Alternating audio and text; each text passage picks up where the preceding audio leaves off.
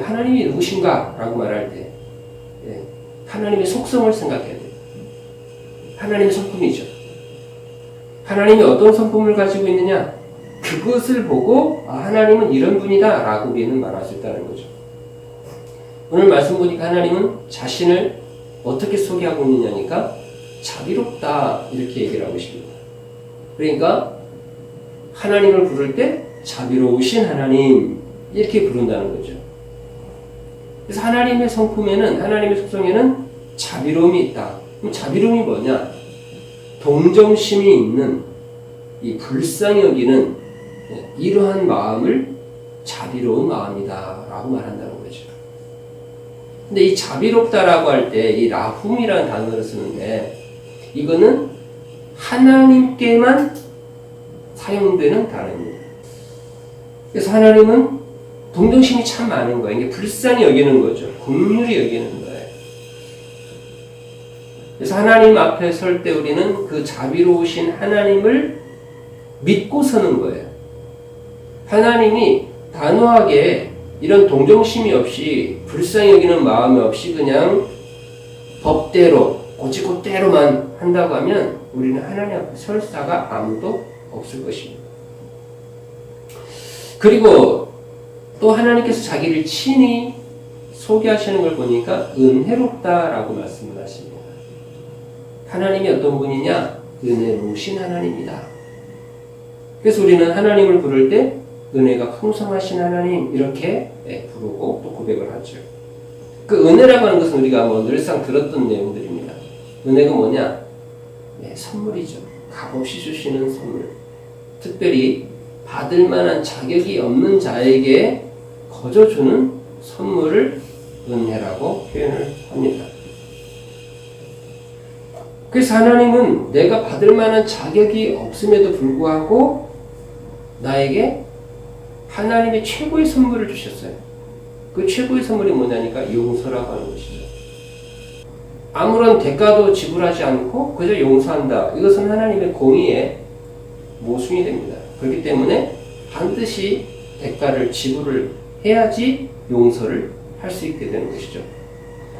그래서 그 값을 지불하는 것이 예수 그리스도이죠. 그래서 예수 그리스도의 피값, 다시 말하면 생명이죠.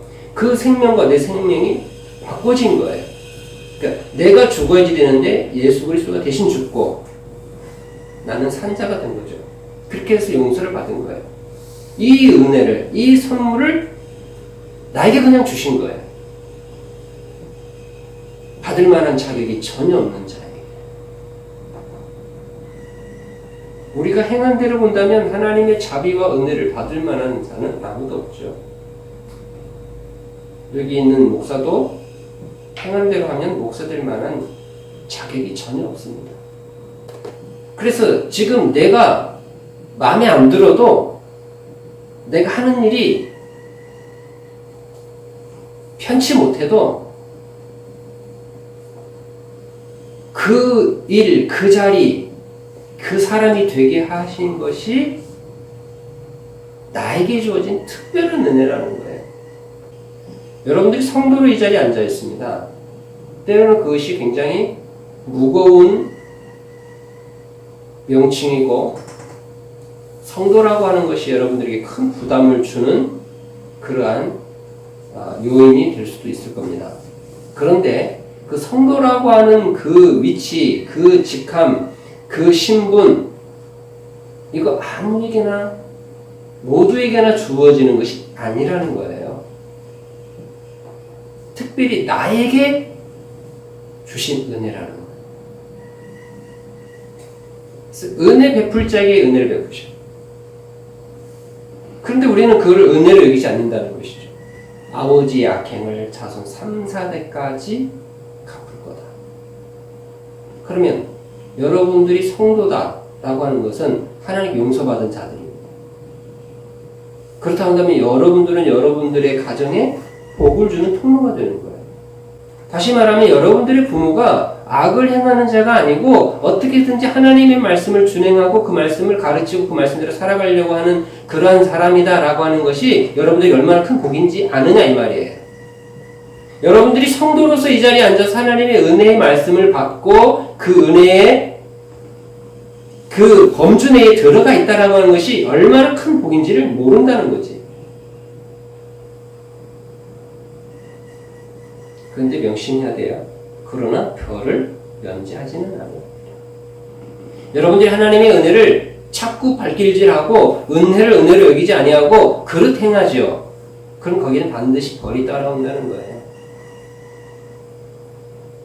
회개하지 아니하면 하나님과의 관계도 단절될 것이고 하나님과의 관계가 단절돼 버리면 그게 곧 지옥이죠. 그러나 하나님과의 관계는 이어져 있어요. 근데 하나님은 의로우신 분이에요. 그 의 앞에 거짓과 불의는 있을 수 없기 때문에 그것에 대한 대가는 지불을 해야 돼요. 우리는 이 대가를 지불한다라고 할 때 다윗을 생각해야 됩니다. 다윗이 밧세바로 인하여 음란한 죄를 짓습니다. 그 죄 때문에 다윗은 하나님과의 관계에서 끊어질 뻔했습니다. 아니, 끊어졌지요. 그런데 나단의 이 선지자의 외침 속에 회개를 합니다. 그래서 하나님과 다윗과의 관계는 연결이 그대로 되어 유지가 됩니다. 그를 왕으로 그대로 존속시킵니다. 그런데 이것에 대한 벌은 남아 있습니다. 그래서 밧세바를 통해서 낳은 아들, 첫째 아들이 죽습니다. 그리고 무려 그 아들들이 4명이 죽습니다. 다윗은 한 사람, 밧세바의 남편 그 한 사람을 죽음으로 내몰았지만 거기에 대한 벌로 자기 아들 4명을 잃게 되는, 특별히 압살롬이라고 하는 자는 아버지를 대적해서 일어나죠. 참 자식이 부모를 대적하는 것, 지금 눈 뜨고 볼 일이 못 되지요. 근데 그 짓을 압살롬이 하죠. 그래서 왕권을 뒤엎으려고. 자기는 한 여인을 범했는데 그걸로다가 후궁들이 백주 대낮에 백성들이 보는 가운데 그것도 자기 아들이 범하는 이 일들을 경험하게 되죠. 죄는 용서받았지만 그 하나님과의 관계는 여전히 유지가 되었지만 그 죄로 말미암아 뿌려진 것들에 대해서는 반드시 거둬들이는구나. 그것을 볼 때 여러분들의 부모가 예수를 믿고 그래도 나름대로 열심히 살려고 믿음대로 살려고 하나님과의 관계를 유지해 가면서 하나님 앞에 충성하려고 하는 그런 삶을 살아가는 것 자체가 얼마나 큰 복이냐는 말이죠. 여러분들의 부모가 만약에 밖에 있는 사람들처럼 그렇게 방탕하게 산다고 한다면 여러분들은 그 방탕함 속에 그 영향력권에 들어가 있어서 함께 망할 가능성이 굉장히 높아요. 우리 이 부분을 보면서 아간을 생각해야 됩니다. 아간이 여리고성 전투에서 옷과 금과를 좀 훔쳤습니다. 하나님께서 분명히 여리고성의 것은 전부 내 것이다. 헤렘의 성격을 띠고 있는 거예요. 이건 나에게 들여진 거다. 그러니까 여기서는 단 하나도 손대면 안 된다. 근데 아간이 그 말씀을 하겠어요. 그 결과 어떻게 돼요? 그 가문이 망합니다.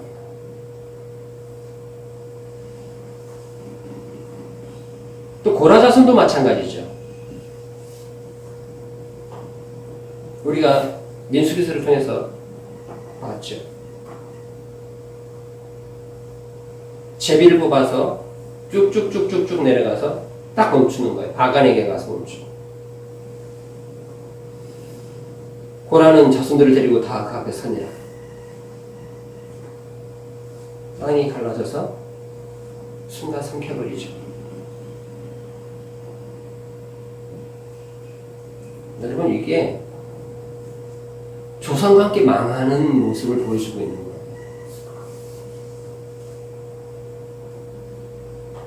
이런가 하면 에스겔서 18장 20절 이하의 말씀을 보면 아버지 죄 때문에 아들이 죽는 법은 없다라고 말씀을 하십니다. 또 아들의 죄 때문에 아버지는 망하지 않는다라고 말씀을 하십니다. 네, 맞아요. 아버지가 지은 죄 때문에 그 죄 때문에 내가 죽는 법은 없어요. 그러나 그 아버지가 지은 죄의 그 죄성이 나에게 그대로 전달이 돼. 나도 그 짓을 해요. 그러니까 같이 망하는 거예요. 그래서 아버지가 지은 죄 때문에 아들은 깨끗한데 아들이 벌 받는 경우는 없다. 아버지가 악할 때 근데 그 아버지의 유전적인 요인이든 환경적인 요인이든 그 악이 그 자녀에게도 연결이 돼요. 그래서 같이 망하는 거예요. 뿐만 아니라 이 3, 4달이라고 하는 것은 그 가문을 얘기하는 거예요. 그러니까 할아버지, 아버지, 나 이렇게 3대죠. 이게 이 3, 4대가 한꺼번에 탁 망해버리면 이제 그 대가 어떻게 되는 거예요? 끊기는 거죠. 바로 이걸 얘기하는 거예요. 3, 4대를 멸한다는 것은 1대, 2대, 3대 내가 쭉쭉쭉쭉 내려가서 그것도 의미가 있습니다만은 그 가문을 끊어버리겠다는 거예요. 이건 엄청난 거죠. 하나님께 죄를 지으면 반드시 회개해야 됩니다. 회개하지 않으면 관계가 끊어져 버립니다. 그러면 영적 죽음이 찾아오죠. 근데 회개를 했다 하더라도 내가 벌려놓은 그 죄에 대한 벌은 받아야 됩니다. 근데 그 벌이 1대1이어도 상당히 큰데 그거는 내가 결정하는 게 아니라는 거예요. 아까 말했던 것처럼 다윗은 4배, 4배를 갚았어요. 따라서 우리는 죄의 영향력을 깊이 생각하면서 나에 대해서 이 죄의 영향력을 끊어야 되겠다. 아주 다짐을 하나님 앞에서 철저히 하시기를 축원합니다. 이것이 자식들이 보고 배운다니까요. 그래서 우리 자신의 삶이 어떠해야 될 것인가 잘 정리할 수 있는 이 시간이 되기를 바라고요. 하나님 노하기를 더디하신다. 자, 자비롭고 은혜롭고 노하기를 더디하신다. 이런 부분들은 이미 출애굽에서부터 지금까지 오면서 보여주셨어요. 자, 10장을 애굽 땅에 내리고 드디어 이제 탈출했습니다. 근데 그 앞에 홍해가 가로막혔습니다. 거기서 뭐하죠? 원망하죠. 하나님 거기 참잖아요. 또 마라의 강야에서 또 쓴물이 나오니까 또 원망해요. 또 그것도 참으셨어요. 노하지 않으셨어요. 그들을 불쌍히 여기시고 아무런 그거가 없는데 아브라함이 줬던 그 약속 때문에 그 약속을 인해서 그 애굽 땅에 있던 그들을 불러냈어요. 이건 하나님 철저한 은혜죠. 은혜와 자비로 그들을 대하셨고 그들에게 좋은 것으로 대하시는데 그들이 하는 것이라고 하는 건 뭐예요? 원망과 불평뿐이에요. 근데 그걸 또 참으십니다. 더디 하시죠. 그래서 이런 것들은 하나님의 성품을 다 보여주셨어요. 그 다음 성품을 보니까 인자하심이에요. 인자. 인자는 뭐냐? 헤세드라는 단어인데요. 헤세드라는 단어는 우리가 많이 쓰죠. 인자하신 하나님, 인자하신 하나님 많이 찬양하고 또 시편에 워낙에 많이 나오니까 헤세드라는 단어는 우리가 익숙히 잘 알고 있는 단어입니다.